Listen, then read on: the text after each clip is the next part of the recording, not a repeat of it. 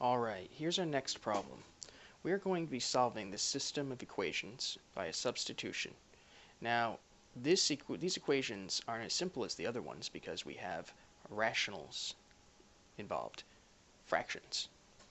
1/5 x plus 1/2 y equals 12, and then we have 1/4 x minus 2y equals negative 3/4. How are we going to solve this using substitution? Well, let's take a look at these two equations. Let's solve for this first one up here. Let's solve this for either x or y. You can do either or. I'm going to choose x, okay? So, solving for x.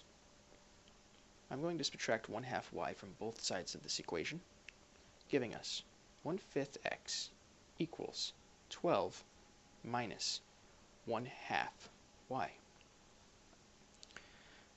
Okay, solving for x still. Let's multiply both sides of this equation by 5. I know I'm going to be multiplying both sides by 5 because if I want to isolate this x, the thing that's happening to it is it's being multiplied by 1/5. Multiplying by 5 over 1, or just 5, will cancel out this rational here. Whatever you do to one side, you have to do to the other. So, let's come over here and multiply everything over here by 5 as well.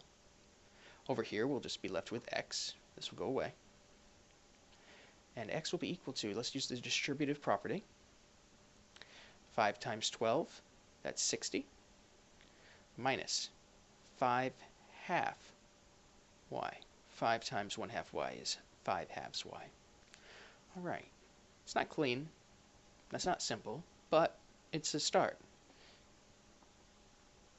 We now know that x is equal to this. Coming back over here for our second equation, we can substitute in for x here, this here. So let's do that. 1/4 of x, which is 60 minus 5/2 y, minus 2y equals negative 3 over 4.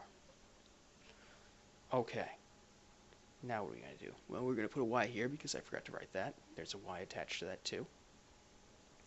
Let's distribute this 1/4 to everything in the parentheses.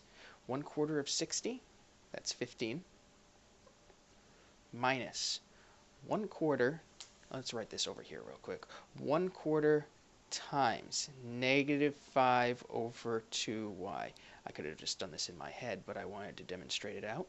1 times negative 5 is negative 5, and 4 times 2 is 8.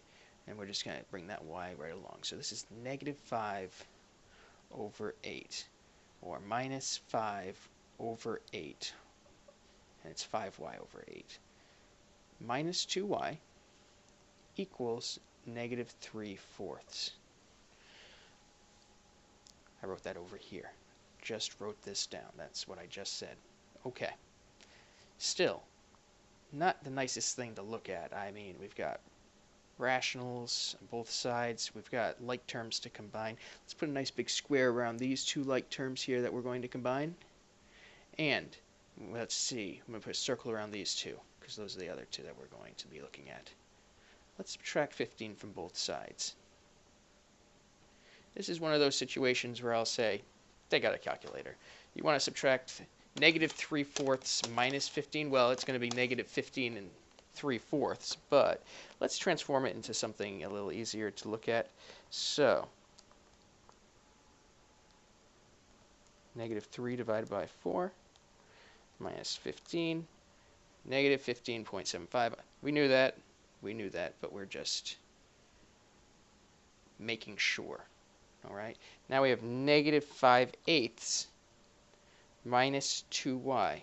Negative 5/8 y minus 2y, well, that's going to be negative 2 and 5/8, well, that's negative 2.625. Y is equal to negative 15.75. Alright, I converted everything here into decimals at this point, make it a little easier to look at. Because now we're going to divide both sides by negative 2.625. And we're going to divide this side by negative 2.625. Why? Well, we want to isolate this y. It's being multiplied by this, so the inverse of multiplication is division. Negative 15.75 divided by negative 2.625 gives us a very clean answer of y equals 6. Okay, that's the first half of our answer. Now, this is what we started with.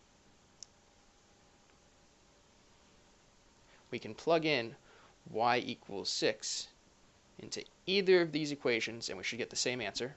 Let's go ahead and do that. Let's do the first one.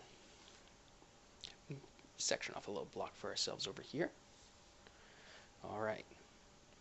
1/5 of x plus 1/2 of y, which is 6, equals 12. All right. 1/2 of 6, that's just 3. It's equal to 12. 1/5 of x plus that. Subtract 3 from both sides. Subtract 3. 1/5 of x equals 9. Undo this multiplication, or actually this is, technically I consider this division. This is x being divided by 5. You can comment about why that's true if you like. But anyway, we're going to multiply both sides by 5 in order to cancel that out. We come up with x is equal to 45. 9 times 5 is 45. Alright, so these two lines should intersect at the point, right here. 45, comma 6. This is our x and this is our y. 45, comma 6. Alright, if you graphed that, you'd have to have a graph that goes all the way out to the 50s on the x-axis in order to actually find out where they intersect. Let's verify it. If we plug in to this equation here, the second equation, if we plug in 6 for y, this should get the same answer of 45. Let's verify. All right, I'm going to do that. Let's clean up. Let's give ourselves a little more room here.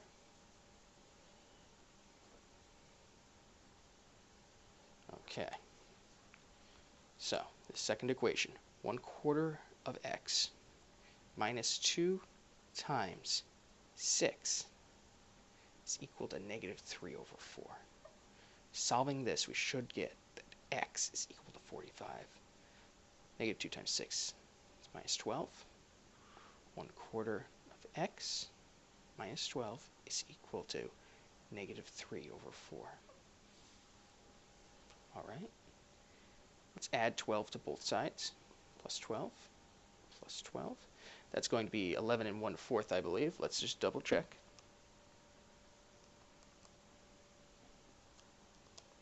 Yep, 11 1/4, 11.25.